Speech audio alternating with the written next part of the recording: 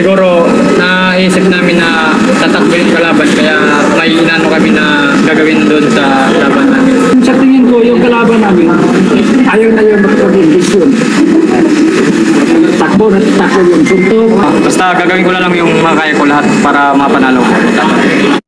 Kung manalo ko dito, baka lakarin niya yung ano ni unification belt kay Oscar Colyazo. Sana po. Pedro, sabi ni Coach, pagka umabot ng 12 rounds, baka medyo delikado. Tawag dyan. Kasi pag umabot, siyempre, lugar nila. Tapos, ano. Kaya gagawin ko, magkita. Pedro Taduran, itidipinsa ang IBF crown. Gagamitin daw ang bilis, lakas kontra hapon.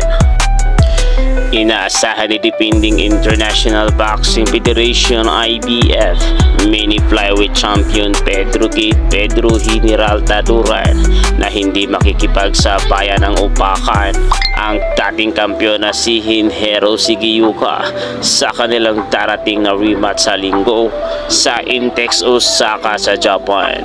Paniguro umanong susubukang utakan ito ng Japanese boxer at tatangkaing gamitin ang kanyang home advantage sa discarding pasundot-sundot na mga suntok para lamang makakuha ng puntos sa mga hurado. Ang iniisip namin kasi lugar nila kaya susubukan kong makuha sa 1 to 6 rounds na gagawin ang lahat para lang man-knockout siya. Pahayag ni Taduran sa isinagawang media workout noong isang linggo sa Ilordi Boxing Gym sa Paranaque City.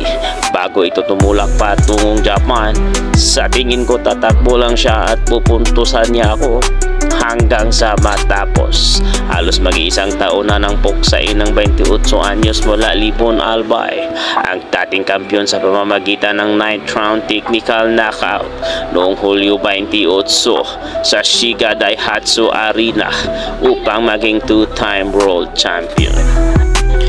Hindi papayag ang kampo ni Taduran na madala ang banatan hanggang 12 at final round na umaasang masusulya pa ng panibagong knockout sa unang salang pa lamang sa ibabaw ng ring. Ang iniisip namin na iyong kalaban namin gusto lang suntok alis suntok hanggang matapos ang 12 rounds. Pero delikado na kami kapag umabot ng 12 rounds kaya knockout talaga ang habol namin. Paliwanag ni head trainer Carl Peñalosa Jr. Kailangan talaga mapasukan talaga namin siya. Mayroon kaming plan A, B at C. Kailangan magamit niya yung hand speed at power niya sa laban. Inaasahan si Taduran na may record na 17 wins, 4 defeats, 1 draw, 13 KOs na magkakaroon ng pagbabago sa ipapakitang diskarte ng kapwa southpaw boxer sa kanilang ikalawang pagtatapat. Kaya hindi na sila magugulat kung magsagawa ng sorpresa ang 25 anyos na tubong Kumamoto, Japan.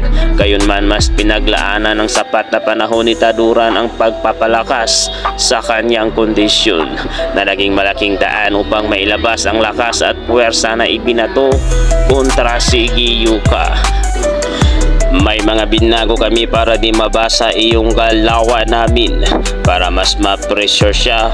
Basta gagawin ko lahat para maipanalo ko iyong laban. Paliwanag ni Taduran.